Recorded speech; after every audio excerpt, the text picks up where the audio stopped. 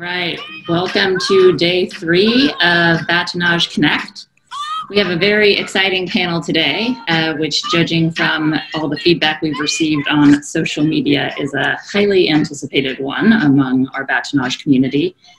Stirring it up, color, wine, and feminism. So very important topics, and we couldn't be more pleased with the individuals we have here today to lead the discussion. So I know we've got lots to cover, so we'll get started momentarily, but just some housekeeping reminders for everyone. So you're all muted and your videos are off. So during and that will be throughout the webinar, but we do want to keep this a very interactive conversation.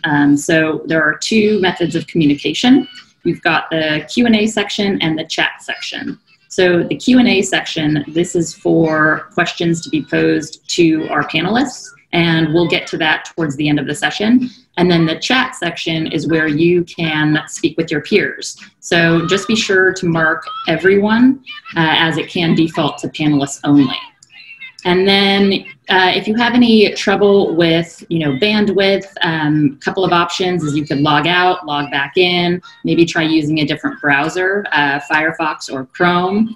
And then, please encourage all of the other people in your homes to log off, maybe stay away from the Netflix while you're trying to enjoy this panel in particular. So back to for the questions, we will try to answer all of the questions, but if we can't, we will track them and then send a follow-up email and hopefully include some more information for you. So now I'd like to introduce the moderator of the panel. Julia Coney is a Washington, D.C. and Houston, Texas-based wine writer, educator, speaker, and consultant. Her wine writing includes stories on wine, winemakers, and the intersection of race, wine, and language. She holds a WSET Level 2 certification in wine and spirits and is currently pursuing her master level champagne certification with the Wine Scholar Guild. So her work has been featured in top industry publications and beyond, both print and digital. She has spoken at conferences such as Wine to Wine, Assemblage Symposium, Culinary Institute of America's Summit for Sommeliers and Beverage Professionals, and Wonder Women of Wine. Julia has also been an integral part of the Bâtonnage Scholarship program since the start. And, just due to scheduling conflicts over the last 2 years, she's not been able to attend one of the forums. So we are so excited to have her today kick off this very important conversation. So I'll turn it over to Julia and she will introduce the rest of the panel. Hi y'all, how y'all doing? Hope everybody's wonderful and well. I first want to thank Bâtonnage, Rebecca, Kelly, the founders, Sarah, Stevie, and everybody else for always supporting me. And I think it's a great forum, even though this is the first time I'm here, just happy to be here.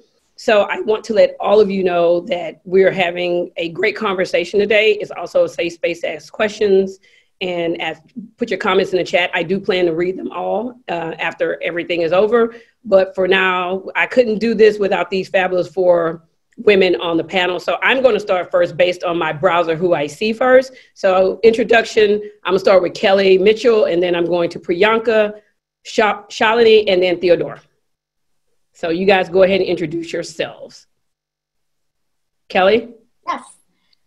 Good afternoon, everyone, or good morning if you're on the West Coast. My name is Kelly Mitchell. I am based in the New York metro area. I'm a sales rep for Skirtic Wines and Spirits, and I also have an independent consulting company where I work with consumer audiences. So it's really nice to kind of sit between the distribution side and the consumer side. And I'm super excited to be here today with the panelists. Priyanka? Hi, everyone. Thank you all for being with us here today. My name is Priyanka. I'm the winemaker at Signal Estate. Born and brought up in Mumbai, India, and moved to the US about a decade ago to pursue studies. And then after a lot of traveling and experiencing harvests in different regions, ended up back in Napa Valley and I've been here for the last about 6 years. So very excited to be here. Thank you for having me. Shalini? Hi, everyone. I'm Shalini Sekhar, and I'm a winemaker based in the Bay Area. My company is Ottavino Wines. I am technically a consulting winemaker, but I specialize in working with boutique wineries, so all small clients, small production. And I'm just thrilled to be part of this conversation. It's been one that's building over the last couple of years, and woo, here we go. And the fabulous Theodora Lee. Well, thank you, thank you. I am so pleased to be here with this distinguished panel. I'm Theodora Lee, owner of Theopolis Vineyards in the Yorkville Highlands of Anderson Valley. I also am a practicing lawyer, but my passion is wine and making fine wine. And so I'm looking forward to being part of this discussion.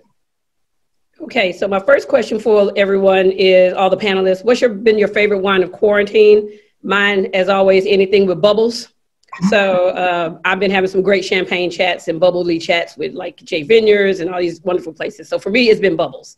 So Theodora, you want to start with your favorite? Well, you know, I have to say the Symphony Grape has been my favorite. You know, we call that champagne without the bubbles. So it is my way of celebrating life.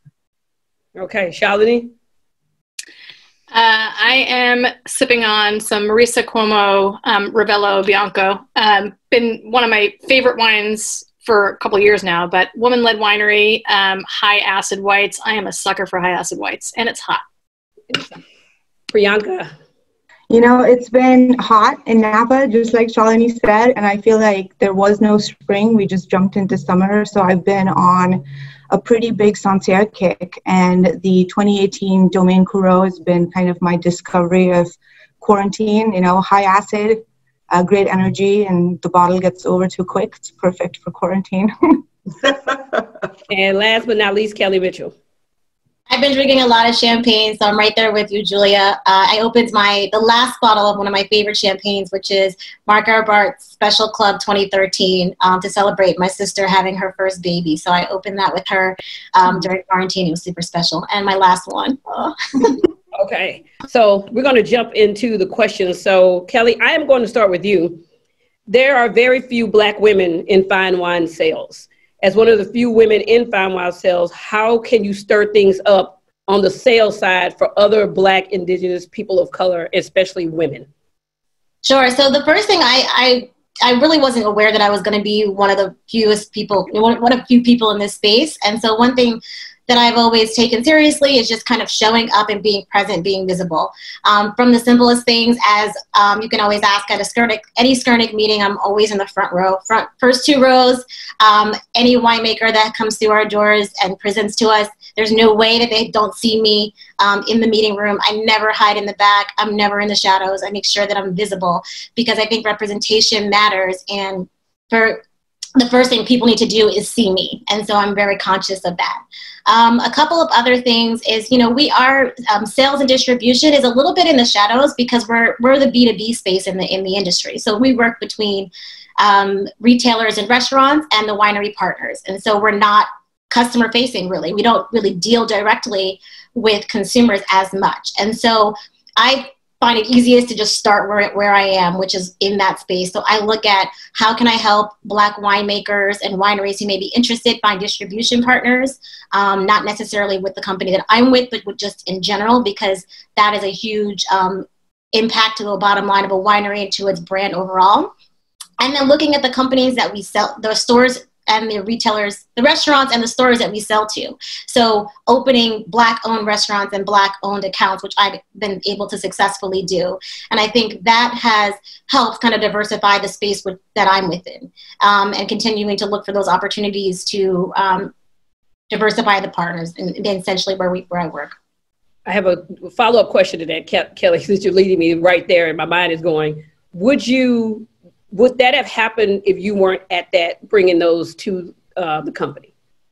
Would what have happened? Would you be able to like focus, you know, show Black winemakers in Black restaurants? Do you think because you're a Black woman that it also helps? Absolutely. I think it also helps in having credibility in the industry. I've been in sales for 7 years, fine wine sales in the New York metro area. So I have contact not only where I work, but at other distribution companies. And I think that has helped me feel confident. I really didn't start doing that until the about the past year or so. And I'm just so glad that right now there are so many lists. So everybody that works in distribution can just open the list, Google the list. The Wine Museus has a great one, and start going down that list looking for Black wineries. The reason to say, oh, I don't know of any, I can't find them, that's out the door. So now it's time to do the work, which is to check in, reach out, and evaluate. Okay, perfect. Priyanka, as one of the few Indian women winemakers in the world, we can go ahead and say in the world, how do you stir up the perception of being a young Indian winemaker in Napa Valley at one of the major producing families in Napa Valley? You know, Julia, I'd like to answer that question kind of talking about the evolution of my own perception, and I hope that it will kind of relate to a few of the people that are listening today.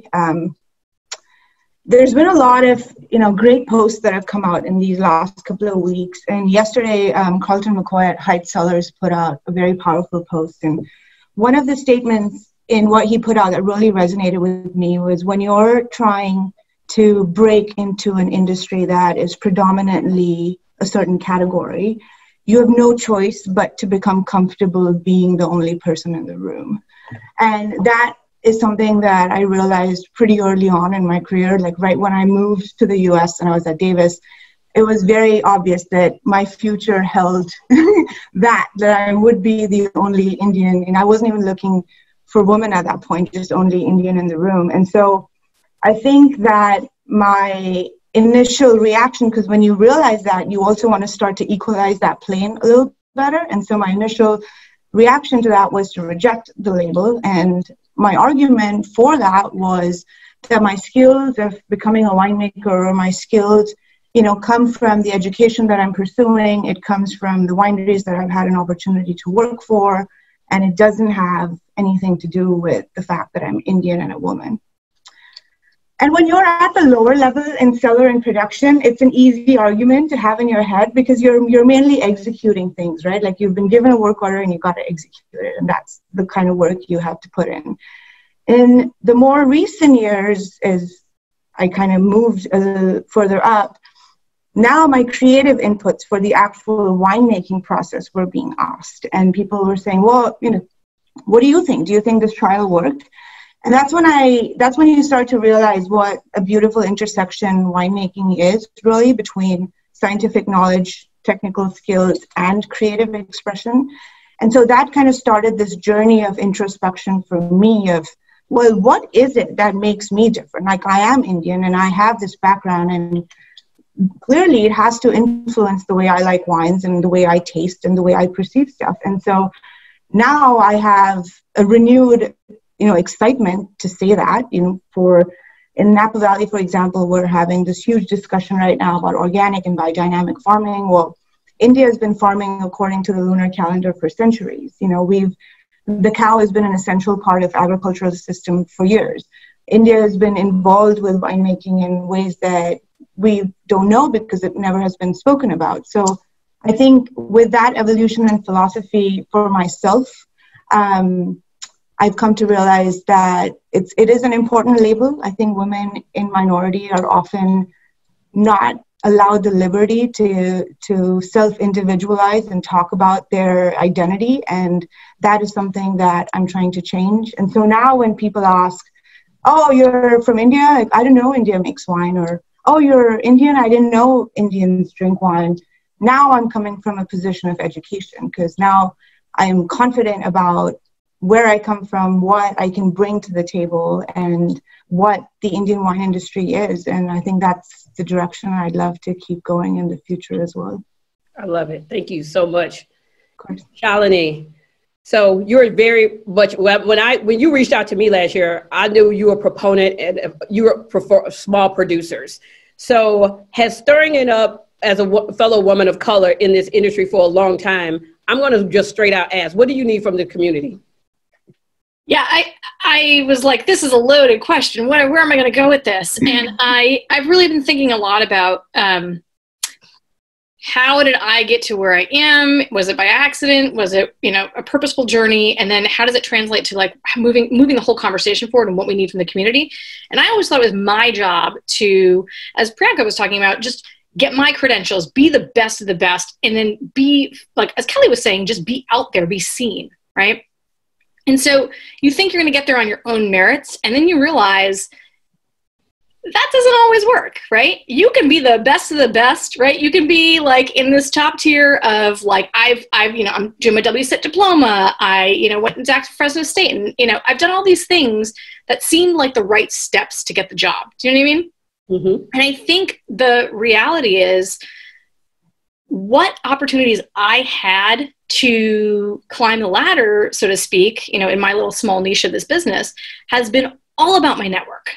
It's been all about the people that I have been surrounded by and who have seen me as a person, the way I see myself as a winemaker every day.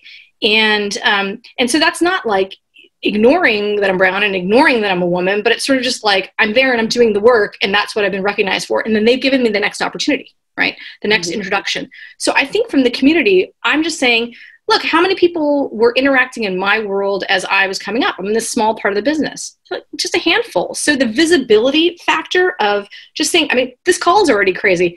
We have 2 Indian winemakers on here, right? Like, that's already nuts. I mean, Priyanka and I like found out about each other like in the last 6 months. So we're like, whoa, there's 2 of us. So I think this, you know, when I think about what we can do, if you want to be an ally and you're out there in the community, if you're a writer or an influencer, if you can talk more about diverse group of people, you know, and diverse experiences. So I'm not saying that every person who is white has the same experience and therefore isn't worth writing about. What I'm saying is, if you come from a small town, if you come from a big city, if you have some sort of ethnic background, if you are of color and you have experienced a certain amount of racism and discrimination, that's all part of your story. So showcasing different stories, not the legacy stories of, you know, you were born into this business and, you know, of course, like, you know, you were drinking wine when you were 5 at the table. Like, that's definitely not my story. I mean, it's a great story. It's a real story for many people, but telling the other stories too, and informing that there's a bunch of us out there that are doing this. It's possible for you. That's number 1. 2, if you're in a hiring position, to look at your candidates, your candidate pool, and who are you looking for? And Priyanka had talked a little bit about this. I think it's really worth noting because it's really made me think about my hiring practices. I've always looked to hire the best, most qualified candidate. And I was really excited, you know, for me in 2015, I had this all-female intern crew, and it was like totally kick-butt crew, right? And I just thought, this is great, because I wasn't setting out just to hire women. It just, they were the most qualified candidates that year. It was a great crew. And so it's made me, I feel like that changed.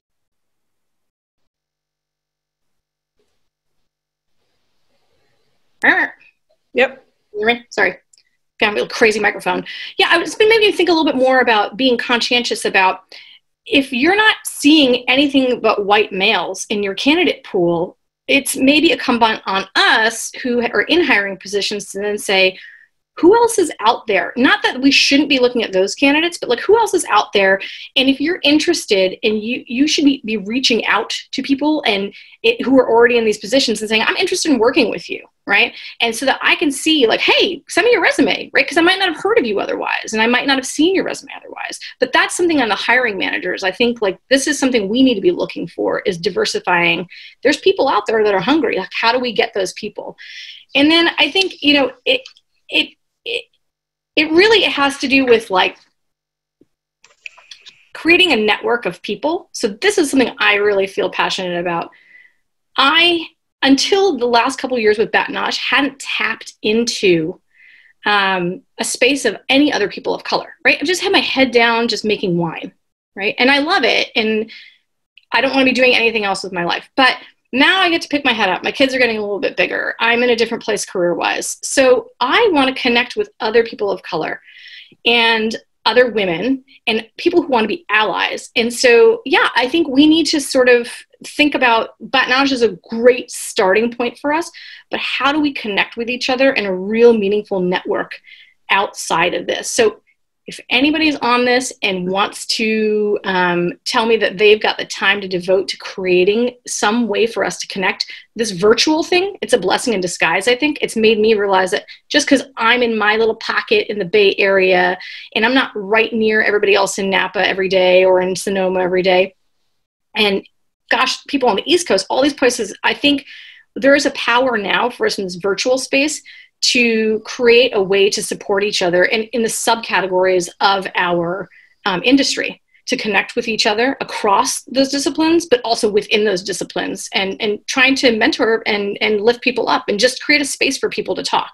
So anyway, I think those are the things I'm looking for, people. And I would interject in that as well and just say, especially when you're talking people of color, I identify as Black. So I have to also say that I do not use the generic term of people of color for me. I always say I am a Black woman. So you have Black people who want to identify as Black. And we also need to know that sometimes when we say people of color, it can be generic. So we also need to whittle that down to why people want to be identified. Personally, that's a personal choice for every single person. But I agree with you. The virtual connections that are happening now is going to be a game changer. Thank you for that, first of all. So I just want to be very clear, like the brown, can I talk about this for I'm detouring for a second. The brown is a bizarre space to be in this business. We are not Black, we are not white, we are not Latinx. I don't know what we are, but we have some commonalities, and I think that's why we're sort of talking about this in the panel. And so, yeah, I mean, I am still learning and in some ways missing the right language for how everybody wants to be identified. People of color is like the best way I've ever been able to figure out how I fit in that conversation. But thank you. Thank you for your... do is ask. If I ask you, what do you want to be identified as? You can tell me how, and I just go for you from there. It's like when you corrected me on how to say your name. The same concept. If you correct me on how to say your name, you could correct me on how you would like to be identified. That's how I look at that. Thank you. So I'm moving over to one of my favorite farmers, Miss Theodora Lee. So you're stirring farming up as a Black woman. How do you encourage more Black women and women of color to get into farming? Well, that's an interesting question, Julia, because the perception of the American grape farmer is not a woman of color or a Black woman. And I do, like you, identify as a Black woman. I'm a proud Black woman, and as a Black woman vintner who planted my vineyard from scratch after taking courses at Davis to learn about the 4 seasons of growing grapes, I hope my work through the Association of African American Vintners will encourage women of color and Black women to consider vineyard management as a career choice. To my knowledge, right now, we only have one Black woman vineyard manager in the United States, and that's Brene Royal over at Monte Rosso. I'm on a panel with her tomorrow talking about farming and encouraging more people of color and Black women in particular to go into it. Now, I will tell you, I contract out my vineyard management, but the women who are working in the fields actually doing the farming are women of color, mostly of Latino background. Now, why can't we use our educational forum to encourage them to not just be workers, but to move up in management, to actually own? Now, money is a problem. That's why I still practice law, because you can't own land and farm land without financial resources. But I actually see this as a possibility, given the Black Lives movement, Black Lives Matter movement, that there are going to be more resources for Black women in particular to farm. And I see this as an awakening to everyone that agriculture and grape farming is a viable career path. And that is one of the things that I think my presence, these types of panels, really help. Because if you look into Napa Valley, if you look in Sonoma, Mendocino, and you look in the fields, you see women working. And actually, they're better farmers than the men. But they don't move up the career cycle. And we've got to reach out to encourage them. And I think this group can help do that. Well, you tell me what you need. You know, I'm always here for you. You know that. Well, girl, I don't know how you do it all because I don't think you sleep, and champagne must be a wonderful high because you got a lot of energy. I do. I really do. Thank you. So on my next question, I'm actually going to go on the B2B side because we do have Kelly here on that B2B side of the industry. And Kelly, one of the things you talk about is being one of the few Black women, or maybe like the only in fine wine sales. How can we get more Black women in fine wine sales? What can we do? I know my question is different than what I typed to you, but I just need, like, I'm changing it on the script right now. How can we get more women in fine wine sales? Well, I think it starts with the recruiting, the recruiting path. So the thing about this specific role is that there's not a direct path to it. Every company kind of has a different place where they like to recruit from. Some companies like to recruit from Michelin star restaurants. Other people like to recruit people who are high performers at retail stores.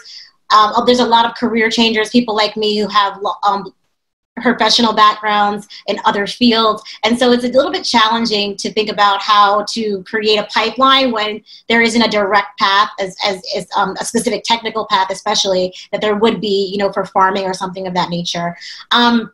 I think it also starts with making it an attractive career option. And I've talked about this in recent podcasts. While I think I have had a good experience, I am hesitant sometimes to recommend this as a career path to Black women in particular because of some of the challenges I face along the way and my lack of confidence that it is a great choice at the moment. I do remain optimistic that that could change with a lot of work and with aligning yourself with allies and with certain companies really stepping up and making an effort to change that. But that is, you know, a truth. I think one of the reasons we're slow to you know, create experiences for diverse candidates is, again, back to that part about us kind of being the behind the scenes part of the industry. If you walk into a restaurant and there's an all white staff that stands out to you, you see it, or a store. As salespeople, we're kind of hidden. We work independently in the field. You don't really see us gathering very often. And so it's easy for you to not know and then, or just not think about it because you're not looking at everybody in the same space. So just really trying to create, make it a more exciting career path by just making it a better experience overall. And showing examples of success. I think that's a huge thing. So many people, you know, say, oh, I've never seen a Black woman selling wine before.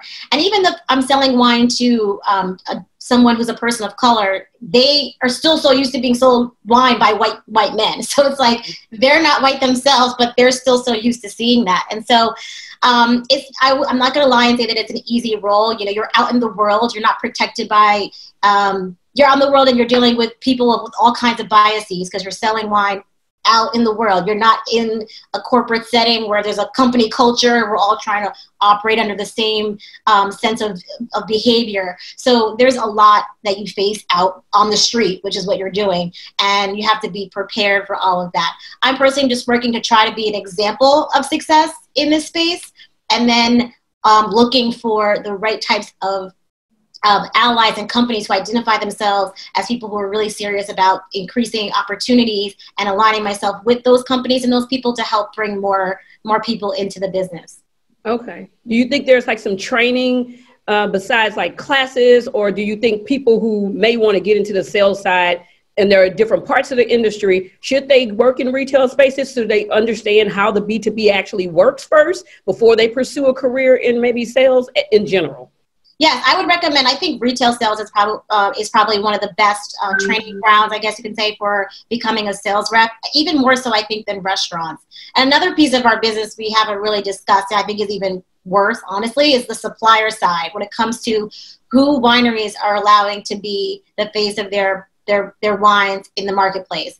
The only two jobs I ever got rejected from or not called back for were supplier jobs. So looking at becoming like, oh, maybe I would love to work for a great winery and be, you know, the East Coast sales manager or a national sales manager. Crickets, like no response. And I've never seen anybody Black out on the supplier side being the face of the company. That is a problem. The wineries really need to change that. And I understand there's probably a hesitation because you have to go out in the world into some of these really unique spaces that are not welcoming, and it's just it could be a distraction, I suppose, you know, to send in someone like me to, you know, who knows where. And I think that that's a hesitation, but I would love to see more on the supplier side. I think they need to be stepping up to the plate as well, and that's the wineries themselves, which if people don't know what the supplier side is, when it comes to who's out representing their wines in the marketplace. Okay, good. Well, they know now. Thank you. They know now. Okay, and so my next question goes to Priyanka, and this is about mentorship. And you're really a big proponent of mentorship. I also, we talked about that, but I want you to speak on why you see mentorship is so important, especially being a winemaker. You know, Julia, you and I talked about this the first time I met you. It's why our meeting went on for as long as it did, because we just kept like talking about this. 30 minutes turned into 3 hours. Yeah. And it always does. It always does. But for me, you know, I wouldn't be there. And I kind of agree with what Kelly said. You know, I'm where I am because I was fortunate that I had great experiences. And a lot of that I owe to people that stood up for me, people that, you know, said, hey, send me a resume. I'm going to forward it ahead here. Or, hey, have you, you know, considered this person? This is a great resume. And for me, mentorship is something that has been such an essential part of my career path that now that I'm in a position to do something about it, I want to pay it forward. And one of the biggest reasons is because, you know, in 2013, 2014, when I had my education, I had a ton of experience. I was starting to look for jobs. I wanted to settle in Napa Valley.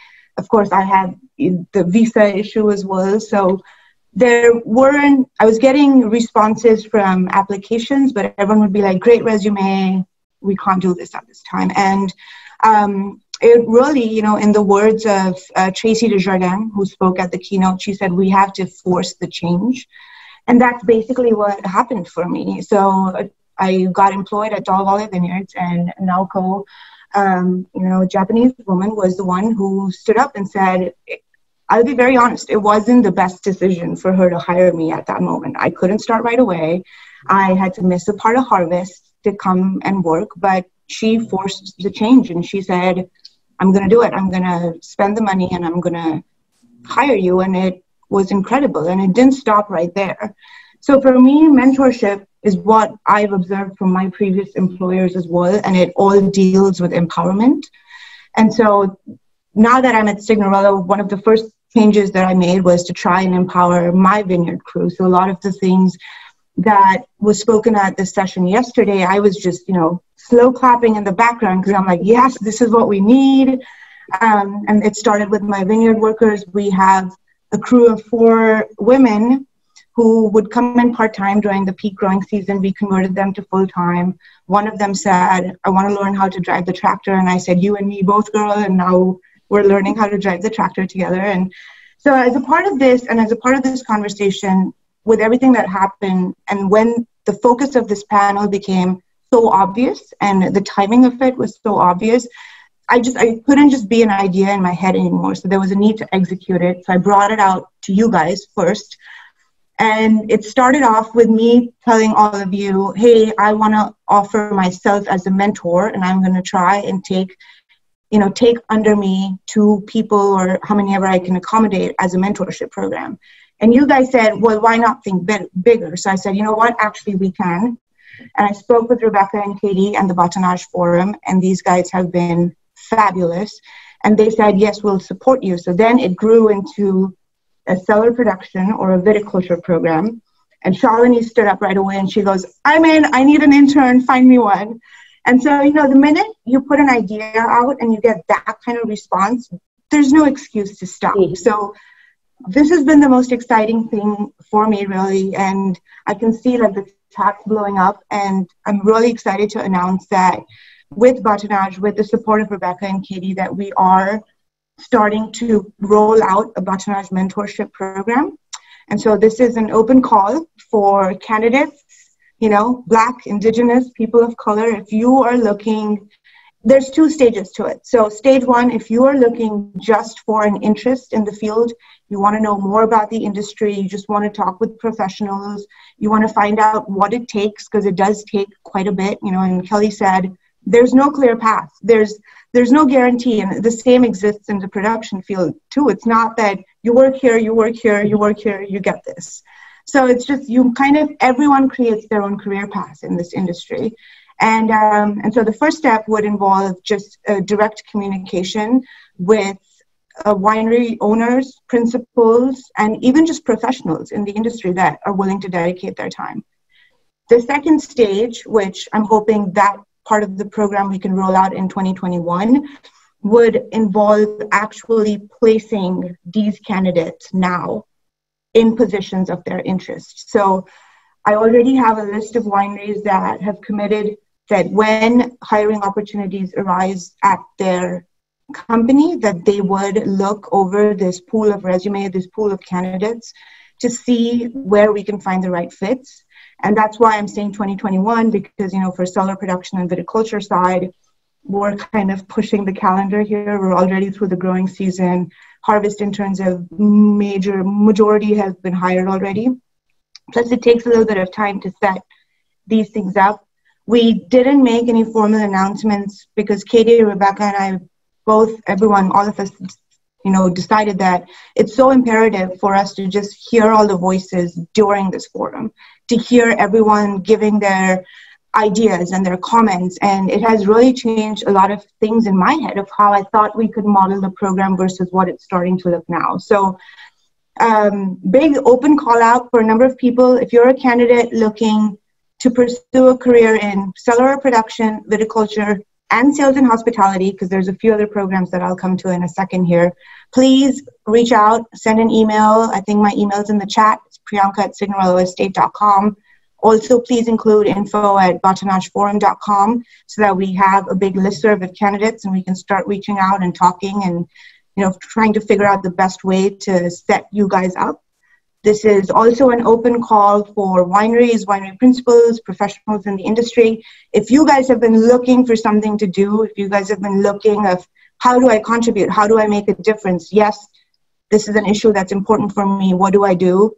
Emails, or I can see the chat going off right now. So the emails are right there. I just blow it up. I can't even look at it. I'm not, I have to I'm trying not to go there. I'm like, oh, okay. And then also, because the Bâtonnage Forum isn't just Napa Valley. In my head, this program was Napa Valley because that's where I'm located. That's where I see myself being able to create a difference. So I know that this forum has people from a lot of different wine regions. So if you guys are wanting to spearhead a program like this in your wine region, let's do it. Let's do it all together so that this really has an impetus and a movement forward. And apart from this, for the sales and hospitality side, we also have a couple of other programs. There's some awesome people in the Valley that are working on different ways to create programs to uplift, to bring into focus everyone in the minority that has been kicking ass and doing great things in the wine industry. So I'm not allowed to say a lot of names, but I'm just going to say stay tuned, that I think there is a movement, and if we just keep talking and keep having these conversations, that change is coming. That's what we need. That's what we need. Yep. Yes. So I'm looking at my time. So Shalini, I'm moving to you.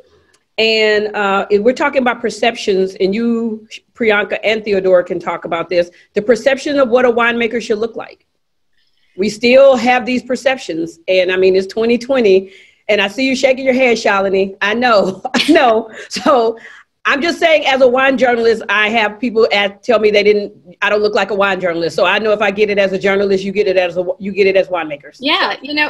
So last year, I spoke a little to this about just, how even you carry yourself and present yourself, how you dress, or, putting on you go to a sales event, or like a pouring, something like that. And as a winemaker, and I thought about this even interviewing back in the day when I was at Fresno State. And one of my buddies is like, should I wear this shirt or this shirt? And I'm like, well, Jesus, I'm trying to find a flat pair of shoes that makes me look like I can actually do the job and lift the hose in the cellar. Right. And it also looks somewhat professional. So I can't show up in jeans. I can't show up in actual cellar gear. But if I show up in heels or anything too nice, then I look too prim and I'm not going to be able to actually cut it in the cellar. Right. So there's just sort of this perception about, and I think this ties into the femininity piece of it too. Right. Mm-hmm. For a long time, And I feel like there's probably most women in the cellar who've come up that way probably have some similar experiences, which is you hide your femininity as much as possible, right? You try to get a pass for, you know, being one of the guys and being able to hang. And I mean, it helps that I have a foul sense of humor and, you know, that's good in the cellar. But if you're not naturally that way, you have to hide so much of who you are. And, you know, all these experiences of, you know, truck driver shows up to deliver case goods and it's like, well, you know, where's the winemaker? And you're like, well, you're looking at her. You want to try that again? You know, or just, you know, oh, I place an order for barrels or something. And it's like, thank you, Mr. Shaker, for your order, right? The automatic presumption is I'm a man. And if not a man, then also shocked at the color of my skin, right? Or my name, geez, like what, that's like another level. And so I think part of the changing, what does the perception of a winemaker look like? I think for me, it's already changed in a lot of ways when I look at colleagues, my generation of winemakers. There's so many more women out there. And in a lot of ways, I'm looking at who's succeeding and whose name is out there. They're doing it on their own. They haven't gone to work for anybody. They just decided, that's it, I'm making my own wine, I'm starting my own brand and putting my name on it. And then they're representing themselves and they're putting themselves out there. So there's that visibility. But it really does take, you know, all of what the ladies are talking about right now, hiring practices, you know, thinking outside of like just hiring white males, right? It's fine. There is a certain portion of there are jobs to fill. That's the majority of the candidate pool. But then building in the next generation and just being there to show that it's possible. Like I grew up Indian American with parents that don't drink. So did I think winemaking was a career when I lived in New Jersey? No, I loved wine. I loved European wine. I figured out California later. I didn't even know that was a thing. So yeah, the more of our faces that are there, that were written about, that were out, you know, in any sort of media, in any way, that helps the game to start. But then it really has to be about hiring. And then again, I'm going to go back to this network thing. I really want to find a way to connect in with people on a more regular basis, right? So, and I really think about that not only as Black, Indigenous, the other people of color, it has to be also allies. And I have girlfriends who have really tried to help me navigate and find people to connect with. But so those of us who are in the more, I don't know if I want to call myself senior, but like those of us who are a little further up the ladder, we still need support. You know, I still need a place to talk about being brown. I still need a place to talk about being a mom and not having that support in trying to do my job.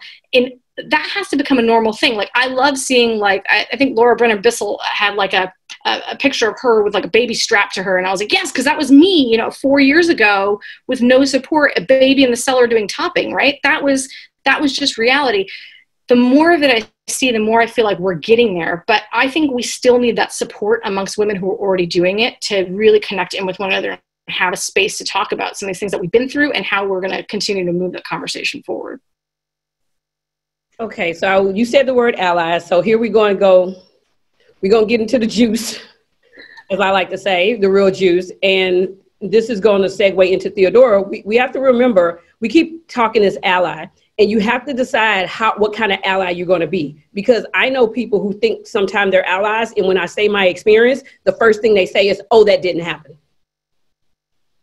And I'm telling you my personal experience, and it goes back to, oh, that couldn't have happened. Because even I always say this, in California wine country, is Napa versus Sonoma. From the outside looking in, that's how everybody sees it. Napa versus Sonoma, Sonoma versus Napa. Oh, that wouldn't have happened in Sonoma. And when I tell people it happened in Sonoma, they're all shocked.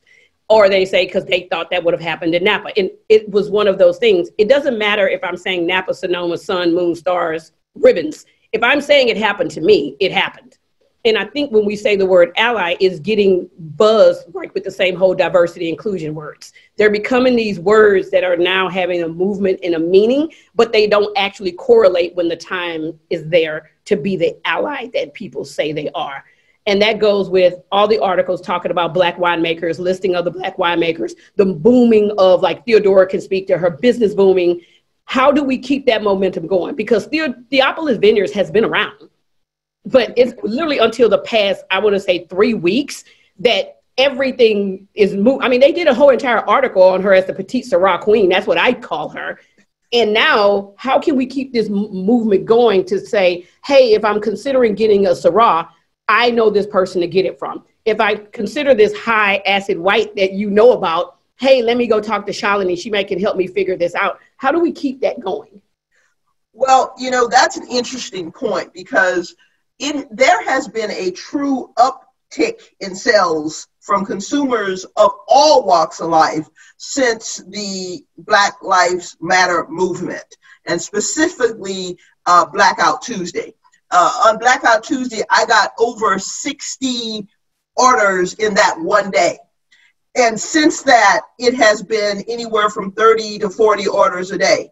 Now, I have been selling wine since 2014. I bottled that because I've been a grower since 2006, but I've only been bottling wine since 2014.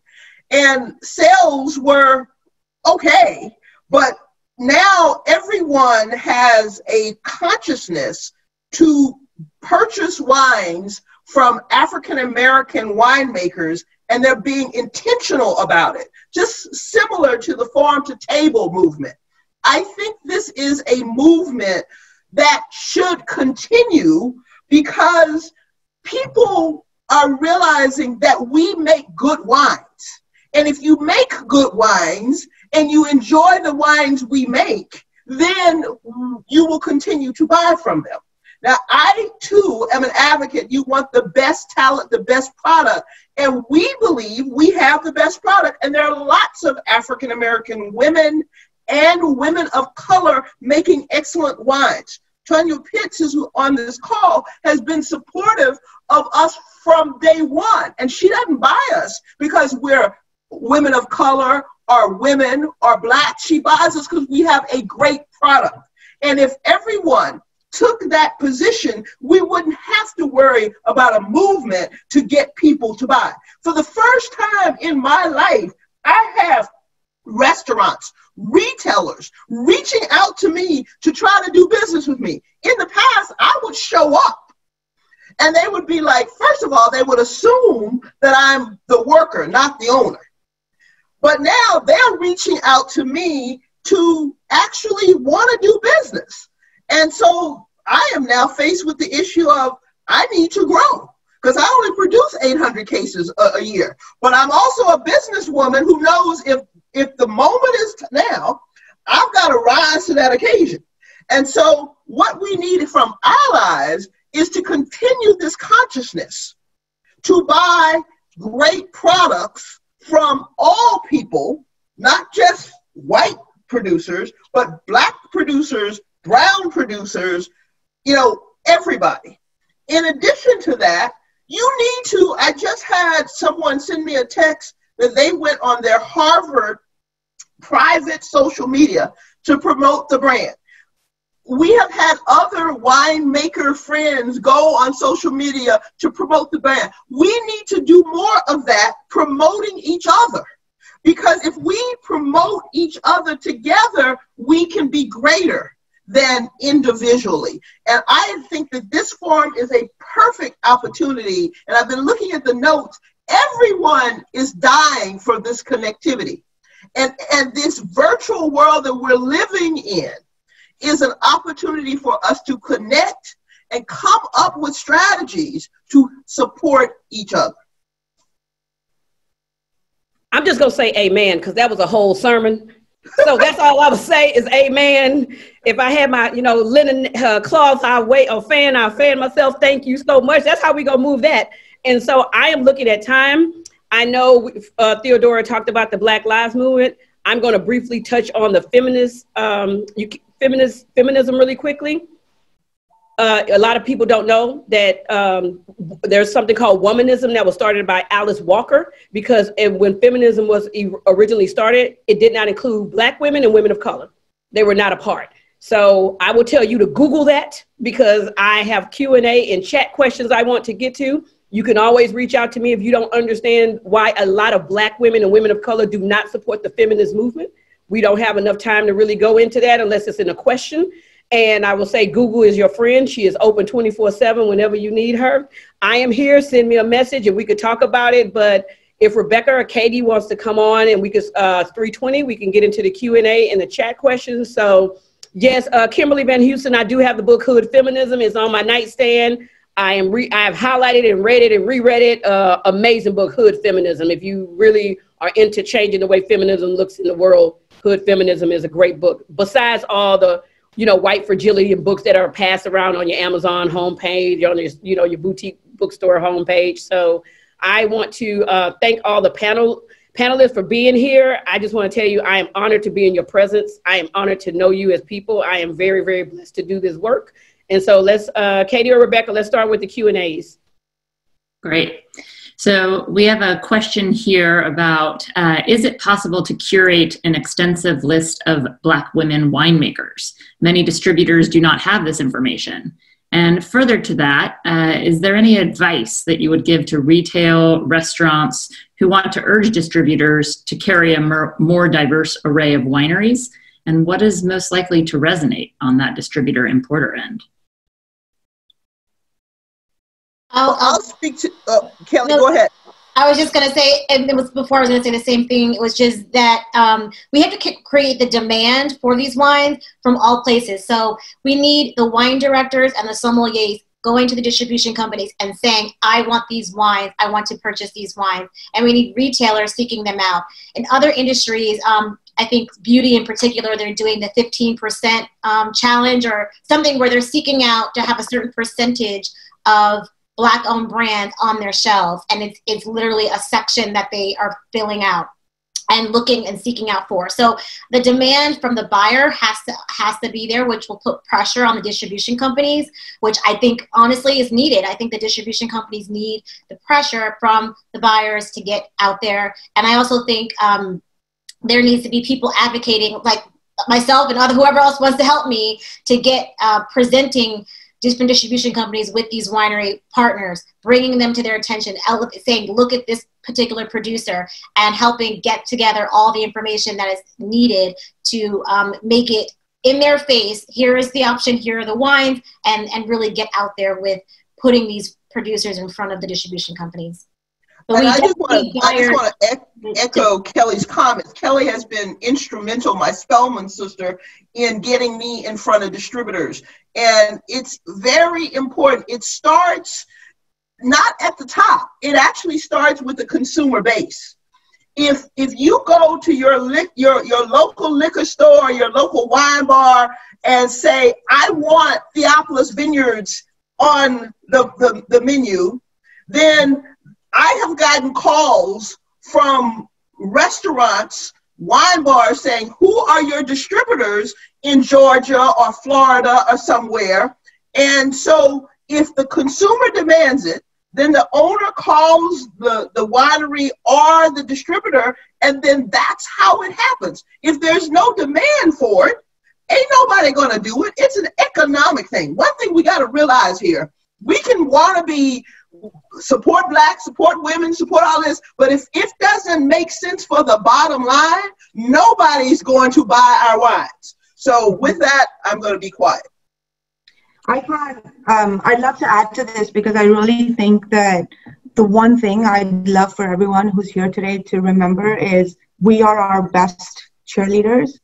And so if you found a winery or a person that you love their wines and you want to support them, talk about them when you can, include them in the conversation when you can, post about their wine when you can. You know, these small things add up in ways that people can't quantify, but they do add up. They add up in so many different levels.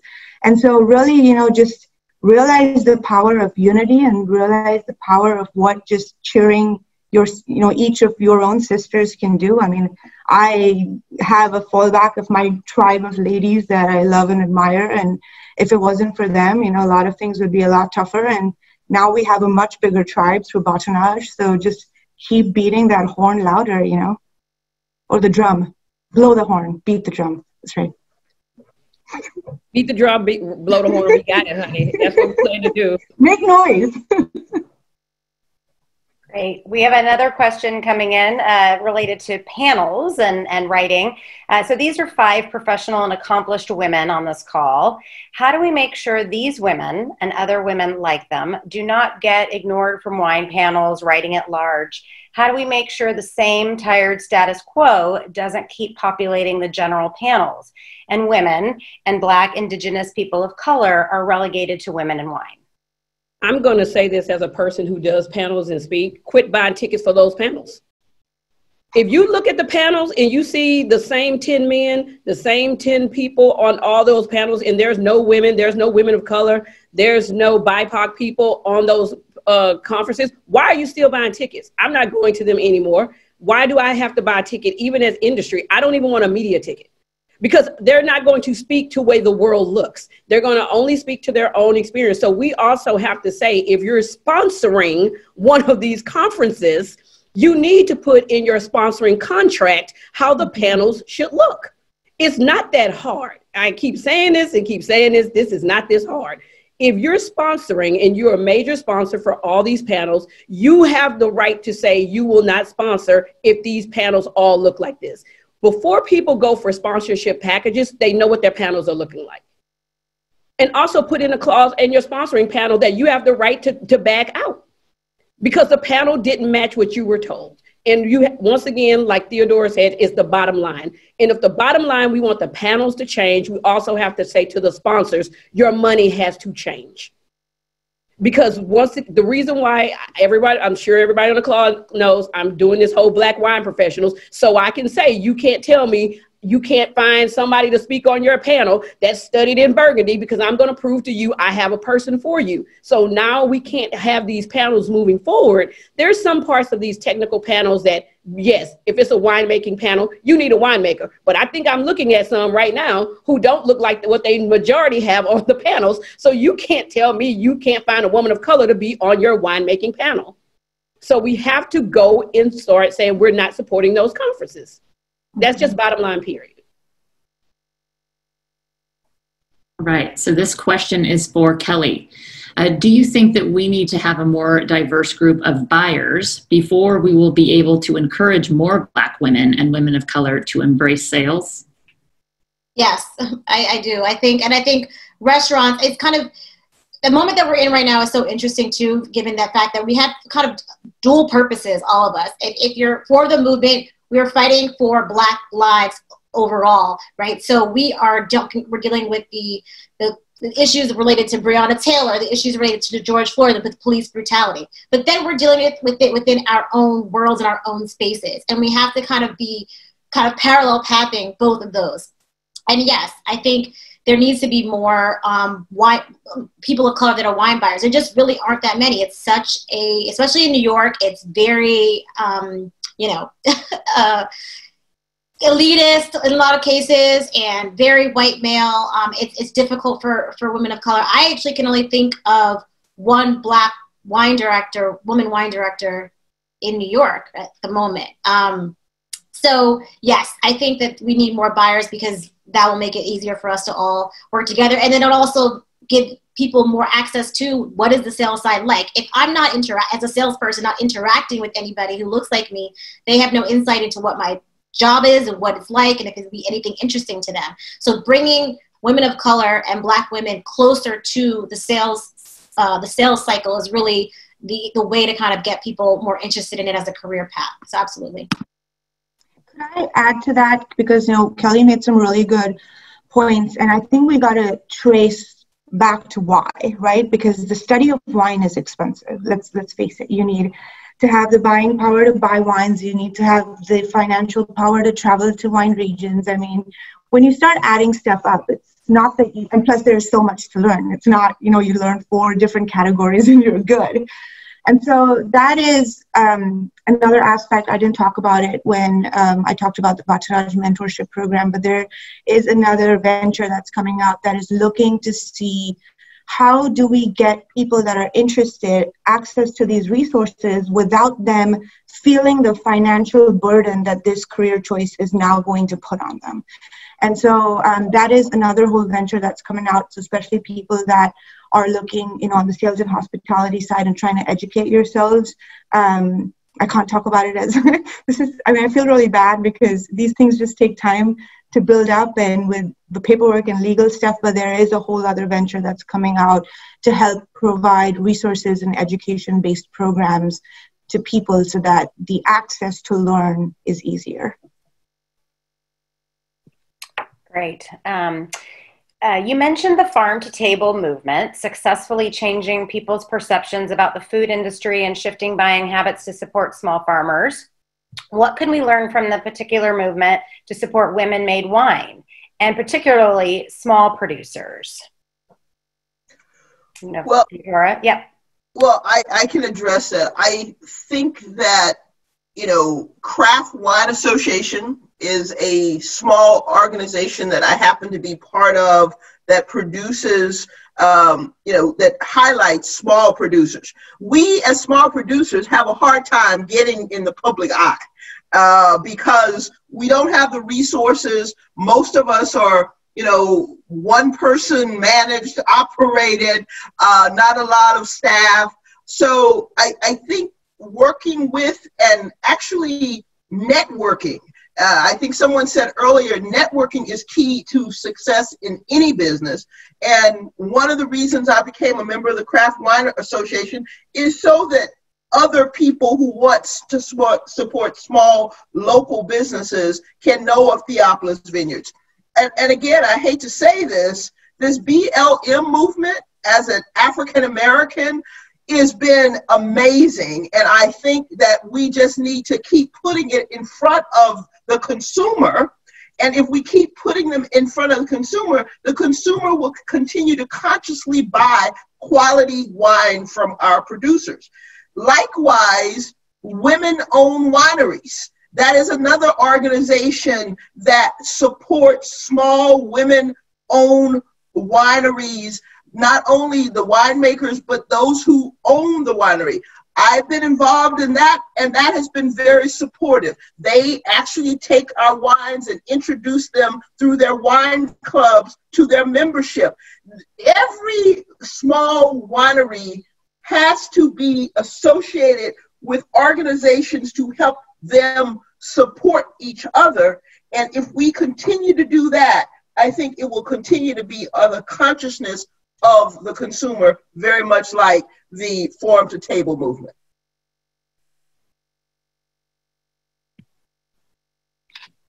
Great. And do you have any suggestions for encouraging more Black, Indigenous, people of color applicants for winery positions? Well, I am not in a position to hire, but hopefully soon will be. The key for me is education, because nobody is going to hire us if we don't know how to do the job. So if you're interested in becoming a winemaker, get educated. Go to UC Davis or a viticulture school to learn your craft. Volunteer to work at a winery. Volunteer to work in the barrel room. Volunteer to work a harvest. Develop your skills and educate yourself, and then reach out to us as part of the network to get introductions. I'm an HR lawyer. Okay, that's what I do for a living. The way people get jobs, they gotta have the qualifications, and then it's also who you know. That's why networking and being part of these organizations is important. So if you want to go in the business, then you need to basically get yourself involved, even if you're not getting paid for it, to learn the craft. I mean, if I can piggyback on that, I think, you're on it, which is, it's the network, right? You have to be worth your salt in this business, especially if you want to be a winemaker. You're going to be shown the door really quickly if you can't cut it, right? So, there are different paths, right? You can go to Davis, you can go to Fresno, you can go to Cal Poly, right? You can do certificate programs at distance. You can just go, this is a career that you can just apprentice. You can literally just be a harvest intern over and over and over and learn the craft, right? You can seek to finesse your palate, right? You can do a lot of tasting. You can, get in a tasting group. You can do one of the certifications. You don't have to do that, right? You can just approach it from a really methodical way. But all that education is not going to get you anywhere unless you have a network. And that network could be as small as just reaching out to one of us and just getting to know us, introducing who you are, being persistent that you are actually going to do the work, right? That you're worth my time to mentor. And Priyanka's obviously putting this huge program together. But if you're going to be a career changer, the same thing. You're probably going to have some clarity about what you want to get out of this business. So seek out the people. Whose wine do you like, And if you want to know, if you are, Black, Indigenous, person of color, if you want to know what our experience is like and how we got to where we are, you need to reach out to us because we are willing to talk, clearly. So, I think that's the end of the game, is like, it can just take one person to show you that first opportunity. And that's going to build that resume up and up and up and up, right? But it can't just be the education piece. I really don't think that's only going to do it. It has to be both pieces of it. So I wish I had learned that lesson, that just putting my head down, which is a very, very, very like brown first generation thing. Do the work and you're going to earn it. No, like that is not how this works. Do the work so you're worth it. But then make sure that you are connecting with other people. Okay. And that doesn't have to be Black, Indigenous people of color. There are people who are white. There are men. There are many people who have been in my world who have given me the opportunities that don't look like me. And they just were able to see that I was worth something. I've accomplished something. I'm going somewhere. And I'm clear about what that vision is. And they have the opportunity to say, yeah, give her a look. Here's her resume. I pass it along. Is that cool? That's what you have to do. You have to be hustling. You have to know that you have to talk to other people. You have to make yourself seen. Great. Thank you. And we're going to wrap up with one final question. And just as a reminder to all the attendees, all the remaining questions that did not get addressed today will go out in an email, and you will receive those answers along with the recording of this session. So the final question: how much impact do you think that Black, Indigenous, people of color wine consumers are going to have and can potentially have on the industry in Napa and further afield? We're about to change this game. I am going to say that. I think you will have the industry will see new wine enthusiasts and lovers coming to visit. I think what the movement has done is showcase Black wine professionals and talent that people did not know existed. So people are going to be seeking those people out. They're going to be seeking how to actually to say, now I can follow some of these people and, further pique my interest in wine. I see that the movement is going to change the way wine is actually marketed. You're going to see more bigger wineries and smaller wineries actually on their social, having people that the way the world looks. I'm a big proponent of that. If all your photos look all really pretty and they're all white people and flower, looking like they're going to Coachella, I don't want your wine. I don't want your wine. I don't want to drink it. I want some realistic stuff, because real life is messy. It's not always perfect. I do love a beautiful photo, but I also understand how real, things work out. I think we have a new generation of consumers who are also socially conscious. I think for the first time, social conscious, economic consciousness will change the way the wine industry has to pivot.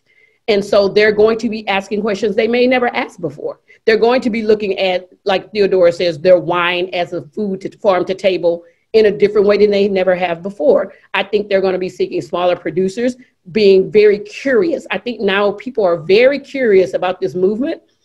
The wine professionals in this movement, the people, the BIPOC people who makes their wine, also who harvests the grapes, who also works in the fields. I don't think consumers really they knew where wine actually came from. So I think the movement is going to change a lot of things. Will it take time? Yes, but it's going like a freight train. Before it was like a tugboat. It's a freight train right now. Well, and I think the wine industry has I don't know if they're in denial about it, but the beverage industry as a whole is exploding. Like the number of options that exist right now. Every day, you know, we have a number of new products that are coming into the market. So if the industry has to keep going, they have no choice but to expand that consumer base. And the only way to expand the consumer base is to make it a product that is relatable to this new incoming consumer base. And that is the way the industry will continue to grow and continue to survive, really, you know. And so this isn't even just about, oh, this is our story. This is about something the industry needs to look at as an overall picture anyways.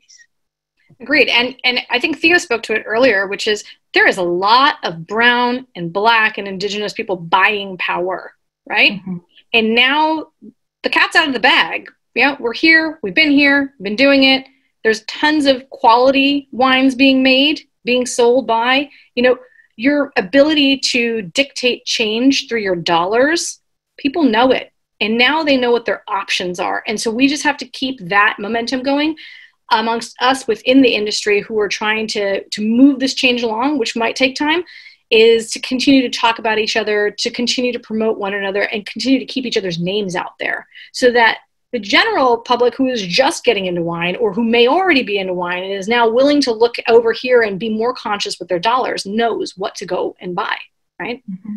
So I think the change is coming. All right. Well, a big thank you to our panelists. I think we're going to have to wrap up now. I know we could keep going and going, but I just want to say, you know, thank you to all of you ladies.